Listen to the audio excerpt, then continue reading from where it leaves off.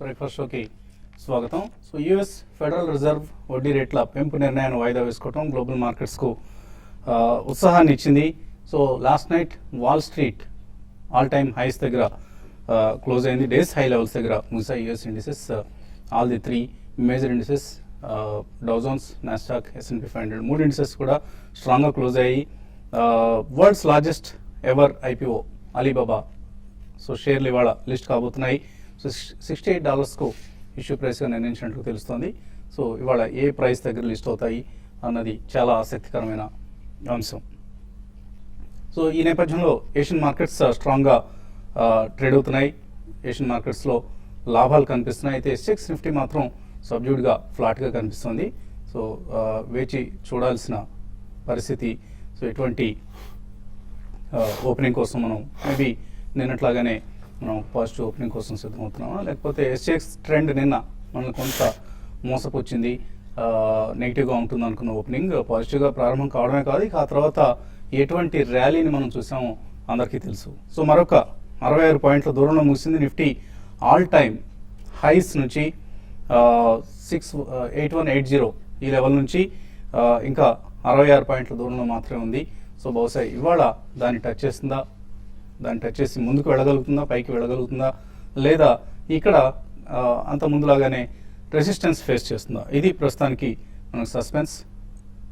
అలాగే నిన్నటి ర్యాలీ చాలా చాలా స్ట్రాంగ్ ర్యాలీ. సో చైనా ప్రధాని నిర్ణయాలు కావచ్చు, షార్ట్ కవరింగ్ కావచ్చు, లేదా ఫెడరల్ రిజర్వ్ డెసిషన్స్ కావచ్చు, ఇవన్నీ కూడా కారణాలే. నిన్నటి మహా ర్యాలీకి మనం కారణాలుగా చెప్పుకోదగిన అంశాలు. అయితే క్యాష్ మార్కెట్ వాల్యూమ్స్ 70,000 కోట్ల రూపాయలు దాటినప్పటికి కూడా FIIల ప్రవర్తన, ఫారిన్ ఇన్స్టిట్యూషనల్ ఇన్వెస్టర్స్ ప్రవర్తన మనకు కొంత నిన్న ఆసక్తి కలిగించింది.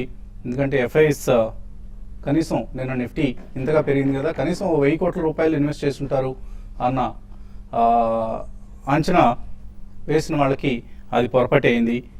నిన్న మధ్యాహ్నం కూడా మనం అనుకున్న FIIs చాలా అగ్రెసివ్గా బై చేసి ఉండుంటారు అని ఒక అనుమానం వ్యక్తం చేశాం. కానీ 10 కోట్ల రూపాయల నెట్ సెల్లింగ్ ఫిగర్ FIIs నుంచి మనకు కనిపిస్తుంది. సో లాస్ట్ 5 సెషన్స్లో చూస్తే 3 సెషన్లో FIIs సెల్లింగ్ చేశారు. సో నిన్న కూడా సెల్లింగ్ కొనసాగింది. ఒక ETF బయింగ్ కావచ్చు, లేదా హ్యూజ్ ఫండ్ బయింగ్, ఇటువంటివి ఏమీ లేకపోయినా కూడా మనకు FII ఫిగర్స్ డల్గా ఉన్నప్పుడు కూడా మార్కెట్స్ అంత స్ట్రాంగ్గా నేను 480 పాయింట్స్ సెన్సెక్స్ ర్యాలీ కావడం అనేది లాస్ట్ 3 మంత్స్లో ఇదే ఫస్ట్ టైం. సో ఇది ఈ అంశం కొంత మనకు ప్రధానంగా చూస్తే నిన్న రియాలిటీ ఇండెక్స్ లీడ్ చేసింది లాభాలను. So realty index more than 4% లాభపడింది. సో సెక్టరల్ ఇండెక్సెస్లో మనం చూస్తే realty index, BSE realty index 4.65% పెరిగింది. తర్వాతి స్థానంలో ఉంది కన్జ్యూమర్ డ్యూరబుల్స్ 3.17%, అలాగే క్యాపిటల్ గూడ్స్, ఆటో, పవర్ తర్వాత స్థానాలు ఉన్నాయి. So realty stocks, balance sheets ప్రాబ్లమ్స్లో ఉన్న కంపెనీస్ లీడ్ చేయడం అనేది కొంత కలవరపరిచిన అంశం. యూనిటెక్ కావచ్చు, HDL కావచ్చు, ఇటువంటి స్టాక్స్, DLF, ఇటువంటి కంపెనీస్ అన్నీ కూడా నిన్న 9%, 10% పెరగడం అనేది it's not a healthy trend. So అది ఈ అంశం కొంచెం జాగ్రత్తగా మనం దృష్టిలో ఉంచుకోవాలి. క్వాలిటీ స్టాక్స్కి మాత్రమే పరిమితం కావాలి మన investments. Don't go and invest in the speculative counters, ఎందుకంటే ఇక్కడ నుంచి చాలా చాలా వోల్టైల్గా ఉంటాయి మార్కెట్స్. నేను మనం చూసింది ఒక శాంపుల్. సో ఇటువంటిదే ఈసారి ఫాల్ సైడ్ కూడా రావచ్చు. అంటే పతనం అయ్యేటప్పుడు కూడా ఇదే వేగంతో పతనం అవుతుంటాయి. బుల్ మార్కెట్ ర్యాలీస్, అలాగే బుల్ మార్కెట్ ఫాల్స్ చాలా స్టీప్గా ఉంటాయి. సో చాలా స్ట్రాంగ్గా అటువంటి మూవ్స్ వచ్చినప్పుడు తట్టుకోగలిగే ధైర్యం, స్థైర్యం కావాలి, జాగ్రత్తగా ఉండాలి. ఈ అంశం మనం పదే పదే చెప్పుకుంటున్నామే. అలాగే ఇవాళ న్యూస్లో మనకు ఒక కొంత కార్పొరేట్ గవర్నెన్స్ సంబంధించి కలవరపరిచే అంశం ఒకటి మనం చూస్తున్నాం. కంపెనీ అమర్ రాజా బ్యాటరీస్. సో అమర్ రాజా బ్యాటరీస్ మనందరికీ తెలిసిన కంపెనీ, చాలా చాలా ఫండమెంటలీ స్ట్రాంగ్ కంపెనీగా మనం ఎప్పటికప్పుడు చెప్తూ ఉంటాం, రికమెండ్ కూడా చేస్తూ ఉంటాం. అయితే ప్రమోటర్స్ ఎందుకో కాస్త కకృతి పడుతున్నట్లు కనిపిస్తుంది. అమర్ రాజా ప్రమోటర్స్ ఇప్పుడు వివాదంలో ఉన్నారు. సో ప్రమోటర్స్ చెందిన అమర్ రాజా ఇన్ఫ్రా, ఈ కంపెనీకి చెందిన 64 ఎకరాల భూమిని ప్రస్తుతం అమర్ రాజా బ్యాటరీస్కు లీజ్కి ఇచ్చే ప్రయత్నం చేస్తున్నారు. సో ఈ 64 ఎకరాల భూమి 99 సంవత్సరాల లీజ్ పద్ధతిలో అమర్ రాజా ప్రమోటర్స్ అమర్ రాజా బ్యాటరీస్కు లీజ్కి ఇస్తున్నారు. అయితే ఇందులో వివాదం ఏంటి అంటే ఈ 99 ఎకరాల భూమి లీజ్ ఒప్పందంలో అప్ఫ్రంట్ పేమెంట్ చేస్తున్నారు. అంటే ఎప్పటికప్పుడు సంవత్సరానికి ఎంత అని చెల్లించాల్సిన సొమ్ము కాస్త 99 సంవత్సరాలకి కలిపి 40 కోట్లు అయితే ఆ 40 కోట్లు ముందే ప్రమోటర్స్కి ఇచ్చేస్తున్నారు. సో అమర్ రాజా ప్రమోటర్స్కి 40 కోట్లు అనేది ఒక పెద్ద మొత్తమే కాదు. మన అందరికీ తెలుసు అమర్ రాజా ప్రమోటర్ గల్లా జయదేవ్, ఆయన ఈ మధ్యనే గుంటూరు ఎంపీగా తెలుగుదేశం పార్టీ తరఫున పోటీ చేసి ఎన్నికైన సంగతి మనందరికీ తెలిసిందే. సో గల్లా జయదేవ్ లాంటి వాళ్ళకి ఎడం చేత్తో విసిరేపారదగ్గ అమౌంట్ ఇది 40 కోట్లు అనేది. కానీ కార్పొరేట్ గవర్నెన్స్ స్టాండర్డ్స్ని ఫాలో కావాలి ఏ కంపెనీ అయినా సరే. ఇన్వెస్టర్స్ శ్రేయస్సును 100 షేర్లు ఉన్న చిన్న ఇన్వెస్టర్ను కూడా దృష్టిలో ఉంచుకొని కంపెనీ ఎప్పుడైనా సరే నిర్ణయం తీసుకోవాలి. ప్రమోటర్లకి లాభం చేకూర్చే ప్రయత్నాలు ఎంత మాత్రం తగదు. సో ఈ పరిస్థితి ఇప్పుడు మనకు అమర్ రాజా బ్యాటరీస్లో కనిపిస్తుంది. గతంలో ఎప్పుడు మనం అమర్ రాజాకి సంబంధించి ఇటువంటి వివాదాలు చూడలేదు. మరి ఫస్ట్ టైం ఎందుకు చేస్తున్నారు? ఇప్పటికే ఆల్మోస్ట్ మరొక 110 ఎకరాల లీజ్ ఆల్రెడీ ప్రమోటర్స్ చెందిన ల్యాండ్ను అమర్ రాజాకి ఇచ్చారు. మరొక 64 ఎకరాలు ఇవ్వబోతున్నారు. సో ఈ మొత్తం ల్యాండ్ లీజ్ ఒప్పందాన్ని తేటతెల్లం బహిర్గతంగా పారదర్శకంగా అందరికీ తెలియజేయాల్సిన బాధ్యత అమర్ రాజా ప్రమోటర్స్ మీద ఉంది.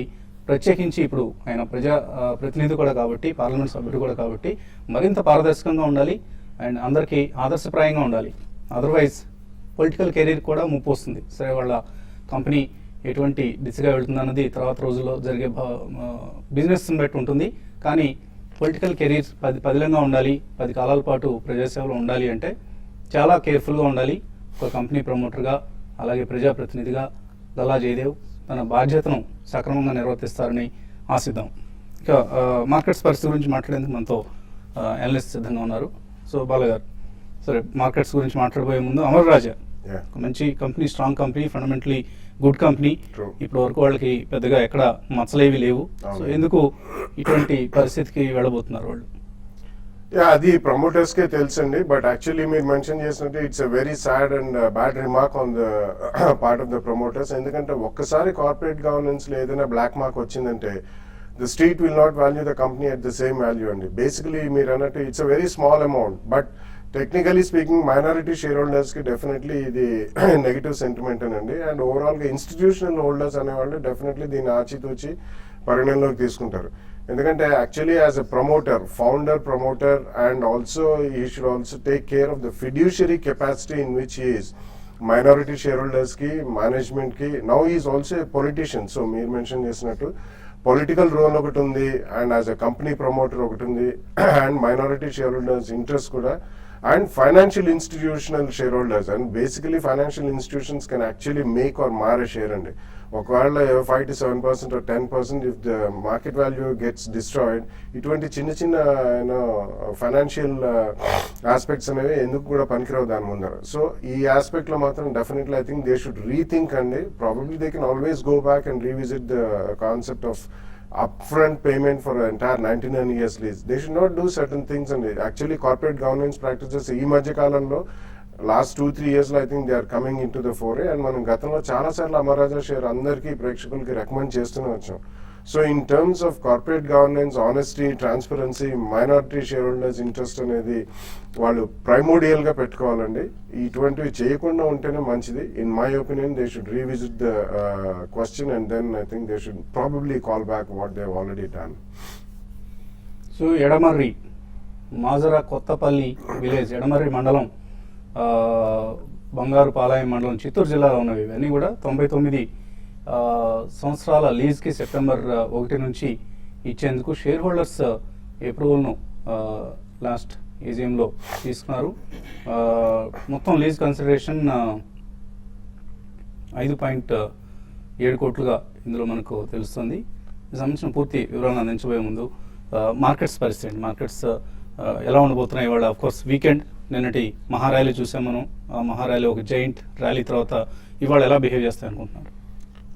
ఇవాళ కూడా I don't think they'll be major negative sentiment అండి. ప్రాబబ్లీ నిన్న ఎంతైతే రైస్ చూసాం అంత రైస్ ఉండకపోవచ్చు, బట్ లేటర్ హాఫ్ ద డేలో definitely I think they'll be some more buying only. ఎందుకంటే నెక్స్ట్ వీక్ అయిన తర్వాత మనకు almost we're running into major holiday season అండి. అండ్ మనకి F&O క్లోజింగ్ కూడా ఉంది. ఆల్మోస్ట్ అబౌట్ 3-4-5 days దాకా కంటిన్యూస్ హాలిడేస్ లా కూడా వచ్చాయి. సో ఐ థింక్ కొద్దిగా పొజిషన్స్ అనేది లైటన్ చేసుకోవచ్చు, ప్రాబ్లీ ట్రేడర్స్ కానీ, పొజిషన్ ట్రేడర్స్ కానీ. అండ్ ఇన్స్టిట్యూషనల్ యాక్టివిటీ మనం ఎక్కువ చూడట్లేదు కాబట్టి నిన్న FIS పార్టిసిపేట్ చేయకపోయినా ఇంత స్ట్రాంగ్ ర్యాలీ మనం చూసామంటే that's actually a positive sign for the market అండి. There is somebody who is supporting the market, maybe a huge institution domestic or maybe the retail participation has suddenly come in అని కూడా చెప్పుకోవచ్చు. ఇంకొకటి మనకి positive అంశాలు ఏంటంటే again crude is cracking అండి. Gold is absolutely going down to abysmally lower levels, 1220 almost 1210, 1200 below. Actually mining cost కూడా రాదండి చాలా గోల్డ్ మైన్స్ కి. I think positive for the Indian economy is cracking in major commodities, either metals, precious metals, ferrous, non-ferrous, rubber, ప్రతిదీ కూడా భారీగా పడుతున్నాయి. So ఇవన్నీ కూడా పాజిటివ్ సెంటిమెంట్ డ్రివెన్ మార్కెట్ ఉంటుంది. There can be a small lull for 1 or 2 days. Major గా నిన్న చాలా భారీగా పెరిగింది కాబట్టి ఈ రోజు స్వల్పంగా పెరగచ్చు, or maybe status quo maintain చేయొచ్చు. నెక్స్ట్ వీక్ లో probably 1 or 2 days we may see a rally.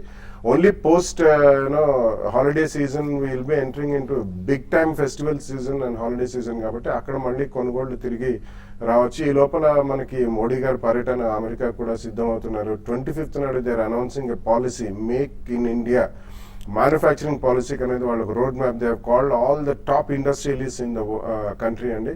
So ఇవన్నీ కూడా న్యూస్ డ్రివెన్ పాజిటివ్ అంశాలే ఉన్నాయి కాబట్టి ఈ రోజు స్వల్పంగా ఆన్ బ్యాలెన్స్ ఉన్నా కానీ స్టేటస్ కొన్న మార్కెట్ మాత్రం డెఫినెట్లీ పాజిటివ్ ఉంటుందని అనుకుంటున్నాను. సో ట్రేడర్స్ కు ఎటువంటి సలహా ఇస్తారు? వీకెండ్ లో ఎటువంటి పొజిషన్స్ ను సజెస్ట్ చేస్తారు మీరు? మరి లాంగ్ పొజిషన్స్ నే క్యారీ చేయమని చెప్తానండి. ఎందుకంటే నిన్నటి మార్కెట్ ర్యాలీ తర్వాత ఈ సిరీస్ లో మళ్ళీ మార్కెట్ పాజిటివ్ రిటర్న్ గా చూసాము. కాబట్టి ఏంటంటే ఈ సిరీస్ మనకి నెక్స్ట్ వీక్ ఎక్కడో క్లోజింగ్ ఉంది కాబట్టి ఇంకా షార్ట్ కవరింగ్ అనేది ఇంకా మార్కెట్ లో చాలా స్టాక్స్ లో కూడా షార్ట్స్ ఇంకా బిల్ అయి ఉన్నాయి కాబట్టి అవి కవరింగ్ కూడా రావచ్చు. బట్ ఈ రోజు విషయానికి వస్తే మాత్రం మార్కెట్స్ ఫ్లాట్ గా ఉంటుంది. స్టాక్ స్పెసిఫిక్ యాక్షన్ ఉంటుంది. కొంచెం లార్జ్ క్యాప్ స్టాక్స్, కొంచెం లాస్ట్ 2 రోజులుగా పెరిగిన స్టాక్స్ ఏవైతే ఉన్నాయో అవి ఈ లెవెల్లో ఆగొచ్చు. అయితే మిగతా మిడ్ క్యాప్ స్టాక్స్ లో కూడా F&Oలో ఉన్న వాటిలో కూడా కొంత ఈ రోజు హయ్యర్ లెవెల్లో కొంత సెల్లింగ్ ప్రాఫిట్ బుకింగ్ రావచ్చు. నిన్నటి ర్యాలీలో మరీ ముఖ్యంగా చాలా వరకు 50-60% షార్ట్ కవరింగ్ అని చెప్పొచ్చు. అయితే ఈ రోజు తర్వాత నెక్స్ట్ వీక్ లో ఫాలో అప్ బయింగ్ కానీ ఉంటే మాత్రం నిఫ్టీ 8200 దాటే అవకాశం ఉంది. లేని పరిస్థితుల్లో మాత్రం మా నిఫ్టీ రేంజ్ అనేది చాలా రేంజ్ అంటే 8200 అప్ సైడ్, డౌన్ సైడ్ చూసుకుంటే 7900 అంటే ఒక 300 పాయింట్స్ రేంజ్ లో ఉండే అవకాశం ఉంది. రానున్న రోజుల్లో మార్కెట్ వోలటాలిటీ ఇంకా పెరగవచ్చు కాబట్టి దాని దృష్టిలో పెట్టుకుని ట్రేడర్స్ ట్రేడ్ చేయమంటాను. ఈ రోజు విషయానికి వస్తే మిడ్ క్యాప్ బ్యాంకింగ్ స్టాక్స్ బాగా పెరగడానికి అవకాశం ఉంటుంది. అటువంటి వాటిలో లాంగ్ పొజిషన్ తీసుకోమంటాను. ఇండివిజువల్ స్టాక్ విషయానికి వస్తే షార్ట్ టర్మ్ ట్రేడింగ్ కోసం డిష్ టీవీని బై చేయమంటాను. అరౌండ్ 56 అక్కడ స్టాప్ లాస్ పెట్టుకొని 65-64 రూపీస్ దాకా పెరగవచ్చు. అదేవిధంగా జీటెలి ఒకటి కూడా బై చేసుకోమంటాను. ఇది కూడా షార్ట్ టర్మ్ క్యాపిటల్ రావచ్చు. బ్యాంకింగ్ స్టాక్స్ ఈ రోజు మిడ్ క్యాప్ లో మంచి యాక్షన్ ఉండే అవకాశం ఉంది. వాటిలో ఎవరీ డిప్ లో బై చేసుకోమని చెప్తాను. సో అమర రాజా ఇన్ఫ్రాకు చెందిన భూమిని అమర్ రాజా బ్యాటరీస్కు లీజ్కి ఇచ్చే ప్రయత్నం చేస్తున్నారు అమర్ రాజా సంస్థ ప్రమోటర్లు. 99 సంవత్సరాల లీజ్ ఇది. ఈ లీజ్ పర్పస్ ఏంటంటే వర్క్మెన్ ఎవరైతే ఉన్నారో అమర్ రాజా బ్యాటరీస్లో పనిచేసే సిబ్బంది ఎవరైతే ఉన్నారో వాళ్ళకి హాస్టల్, క్యాంటీన్ ఇటువంటివి కట్టడం కోసం ఈ భూమిని లీజ్కి ఇస్తున్నారు. అయితే దీనికి సంబంధించిన పూర్తి లీజ్ ఒప్పందం తాలూకు కన్సిడరేషన్ ఏదైతే ఉందో దాని మొత్తాన్ని అప్ ఫ్రంట్ అంటే ముందుగానే చెల్లించే ప్రయత్నం చేస్తున్నారు. ఇది కార్పొరేట్ గవర్నెన్స్ ప్రమాణాలకు చాలా బ్యాడ్ ప్రెసిడెంట్గా మనం భావించాల్సిన పరిణామం. ఇన్వెస్టర్స్ నుంచి కాల్స్ అలాగే మెయిల్స్ తీసుకో.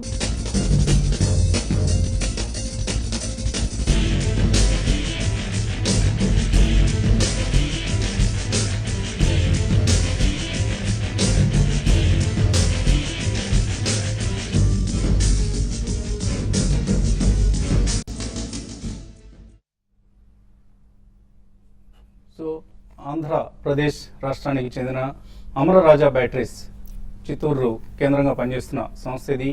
ఆటోమోటివ్ బ్యాటరీస్ రంగంలో మార్కెట్ లీడర్గా ఎదుగుతున్న కంపెనీ ఇది. సో ఈ కంపెనీ ప్రమోటర్స్ ప్రస్తుతం వివాదంలో చిక్కున్నారు. కంపెనీ ప్రమోటర్ జయదేవ్ గల్లా ఇటీవలే తెలుగుదేశం పార్టీ తరఫున గుంటూరు పార్లమెంట్ సభ్యులుగా ఎన్నికైన సంగతి మనందరికీ తెలుసు. సో కంపెనీ ప్రమోటర్లకు చెందిన ల్యాండ్ ఏదైతే ఉందో అమర రాజా ఇన్ఫ్రా, ఇది ప్రమోటర్స్ చెందిన కంపెనీ. ఈ సంస్థ అమర రాజా ఇన్ఫ్రా 482 ఎకరాల ఇండస్ట్రియల్ పార్క్ను డెవలప్ చేస్తుంది చిత్తూరు సమీపంలో. సో ఈ 482 ఎకరాల్లో ఒక 62 ఎకరాల భూమిని అమర రాజా బ్యాటరీస్కు లీజ్ పద్ధతిలో కేటాయిస్తున్నారు. సో 99 సంవత్సరాల లీజ్ ఒప్పందం ఇది. ఈ ల్యాండ్ 62 ఎకరాలు కూడా మజర కొత్తపల్లి అనే గ్రామంలో ఉంది, ఎడమర్రి మండలం. అలాగే మరికొంత ల్యాండ్ నూనెగుండ్లపల్లి విలేజ్ గ్రామం సరిహద్దులకు చెందింది. సో చిత్తూరు జిల్లాలో 2 గ్రామాలు కూడా ఉన్నాయి. ఈ 2 గ్రామాల్లో ఉన్న 62 ఎకరాల భూమిని 99 సంవత్సరాల లీజ్ ఒప్పందం కుదుర్చుకుంది అమర్రాజా ఇన్ఫ్రాతో అమర్రాజా బ్యాటరీస్. ఈ ల్యాండ్లో కంపెనీ తన సిబ్బందికి అవసరమైన క్వార్టర్స్ను, హాస్టల్స్ను ఇటువంటి వాటిని కట్టించే ప్రయత్నం చేస్తుంది. ఈ ల్యాండ్ లీజ్ ఒప్పందం ఖరీదు ఎకరానికి 65 లక్షలు. సో మొత్తం 64 ఎకరాలు కలిపి సుమారుగా 40 కోట్ల రూపాయల లీజ్ ఒప్పందం అయితే ఈ 65 లక్షల రూపాయల ఎకరానికి చెల్లించే లీజ్ మొత్తాన్ని కూడా అప్ఫ్రంట్ చెల్లిస్తున్నారంటే 90 సంవత్సరాలు అంటే నార్మల్గా ఏడాదికి ఎంత అన్నట్లుగా లీజ్ అమౌంట్ చెల్లిస్తూ ఉండాలి. బట్ దీని మొత్తాన్ని అప్ఫ్రంటే ఇచ్చేస్తున్నారు 40 కోట్ల రూపాయలు. ఎందుకు ఇటువంటి పని చేస్తున్నారు అన్నది ఇప్పుడు కొంత సస్పెన్స్. మనకు అమర్రాజా ప్రమోటర్స్ క్లారిఫికేషన్ ఇవ్వాల్సిన అంశం ఇది. కార్పొరేట్ గవర్నెన్స్ ప్రమాణాలకు తిలోదకాలు ఇవ్వటమే ఇటువంటి పనులు చేయటం అంటే. సో అమర్రాజా బ్యాటరీస్ ప్రమోటర్స్కు మనం ముందే ఇందాకే కార్యక్రమంలో అనుకున్నట్లుగా 40 కోట్ల రూపాయల మొత్తం అనేది పెద్ద మొత్తం కాదు. కానీ వాళ్ళు ఎందుకు ఇటువంటి కార్పొరేట్ గవర్నెన్స్ ప్రమాణాలకు తిలోదకాలు ఇస్తూ ఇటువంటి చర్య తీసుకుంటున్నారు అనేది మనం వాళ్ళ దగ్గర నుంచి క్లారిఫికేషన్ అడగాల్సిన సమయం ఇది. మేబీ ఎక్స్చేంజెస్కి ఈరోజు ఇస్తారా ఏదైనా క్లారిఫికేషన్, అలాగే మనం మీడియా సంస్థగా TV5కి ఏదైనా క్లారిఫికేషన్ పంపిస్తారా అనేది మనం చూద్దాం, వాళ్ళు ఎటువంటి రిప్లై ఇస్తారనేది. బట్ అప్పటి వరకు కూడా అమర్రాజా బ్యాటరీస్ ఇప్పుడు దాకా కార్పొరేట్ గవర్నెన్స్ పరంగా పెద్దగా మనం ఎప్పుడు అమర్రాజా గురించి నెగిటివ్ రిపోర్ట్స్ వినలేదు. ఇదే మొదటిసారి. సో ఇది పొరపాటున చేశారా, అనాలోచితంగా ఏదైనా జరిగిందా, లేక కావాలనే ప్రమోటర్స్ ఏమైనా కకృతి పడుతున్నారా, ఇవి ప్రస్తుతానికి ప్రశ్నార్థకాలు. సో అమర్రాజా బ్యాటరీస్ ప్రమోటర్స్ నుంచి, ఎందుకంటే ఆయన ఇప్పుడు ప్రజాప్రతినిధి కూడా, మరింత పారదర్శకంగా మరింత ప్రజా సంక్షేమం, ఇన్వెస్టర్ల సంక్షేమం పట్ల కన్సర్న్ చూపించాల్సిన వ్యక్తి ఆయన. సో ఎలా ఎటువంటి క్లారిఫికేషన్ ఆయన ఇస్తారనేది మనం వేచి చూద్దాం. కలర్స్ లైన్లో ఉన్నారు. ఫస్ట్ కలర్ చెన్నై నుంచి ప్రభాకర్. హలో. ఇప్పుడు శ్రీ రేణుకా షుగర్స్ 28 అట్లా కొనుక్కున్నాం సార్, ఇప్పుడు పడిపోయింది. అట్లనే దేనా బ్యాంక్ కూడా 80లో కొన్నాము. ఇప్పుడు ఉంచుకోవచ్చు అంటారా? ఈ పెరగడానికి అవకాశం ఉందా, లేకపోతే వేరే వాటిలో వేసుకోమంటారా? శ్రీ రేణుకా దేనా బ్యాంక్ హోల్డ్ చేయొచ్చా? దేనా బ్యాంక్ అయితే హోల్డ్ చేయండి. అంటే రేణుకా షుగర్ అని ఇది షుగర్ సెక్టర్ కొంచెం ఈ సంవత్సరంలో కొంచెం బాగున్నా కూడా పెద్దగా అప్రెండ్ అయితే ఉండకపోవచ్చు అండి. కాబట్టి స్లోగా ఏంటంటే స్టాక్ పెరుగుతున్నప్పుడే రేణుకా షుగర్ నుంచి ఎగ్జిట్ అయిపోయి అదర్ బ్యాంకింగ్ కౌంటర్స్ లో కూడా ఇక్కడ నుంచి కొంచెం బ్యాంకింగ్ స్టాక్స్ కూడా బాగా పెరగడానికి అవకాశం ఉంటుంది. ఈ మంత్ ఎండింగ్ మనకి ఆర్బీఐ క్రెడిట్ పాలసీ ఉంది, కానీ అదర్ బ్యాంక్స్ లో మీరు ఇన్వెస్ట్ చేయండి. దేనా బ్యాంక్ అయితే హోల్డ్ చేయండి. రేణుకా షుగర్ మాత్రం ర్యాలీస్ లో ఎగ్జిట్ కమని చెప్తారండి. తర్వాత కలర్ నెల్లూరు నుంచి Mohan Das. Hello. Hello. Hello sir, నమస్తే. నమస్తే సార్. నమస్తే అండి, అడగండి. సార్ మేము కొత్తగా షేర్లు కొనాలనుకున్నాం సార్. షేర్లు కొనాలనుకోను 1 lakh దాకా పెట్టుబడి పెట్టాలనుకున్నాము. ఓకే. ఇంతకుముందు ఏదైనా ఏ షేర్లు కొనాలా, ఎట్లా ఆ ప్రాసెస్ చెప్పారా సార్? సార్ ఇప్పుడు మేము వాళ్ళకి. ఓకే అండి. సో చాలా ఆయనకు అసలు మార్కెట్ల పట్ల ఎటువంటి అవగాహన ఉన్నట్లుగా కనపడలేదు.